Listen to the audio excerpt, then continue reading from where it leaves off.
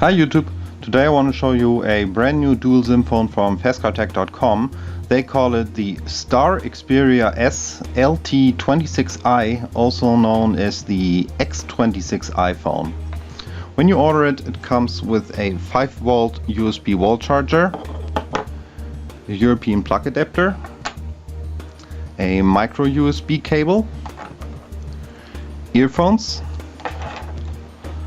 a spare battery, and some Chinese instruction manuals. This phone has a 4-inch capacitive 5-point multi-touch screen with a 800 by 480 pixel resolution. It has the MT6575 CPU inside, which is clocked at approximately 1 GHz. It has 4 GB of ROM, 512 MB RAM, and it also supports TF cards up to whatever. It runs on Android 403 Ice Cream Sandwich. It is a quadband, of course it is totally unlocked, and it also supports UMTS 3G in one of the SIM slots. It has Wi-Fi, Bluetooth, GPS, AGPS, a G sensor, a proximity sensor, and a light sensor. It has 2 cameras, one front-facing camera with a VGA resolution and one main autofocus camera with a 8 megapixel output and a LED flashlight. But of course, most importantly, this phone is a dual SIM, dual standby phone. Let's take a look at the device. You have your front-facing camera right here. On the bottom you have your USB port and a microphone.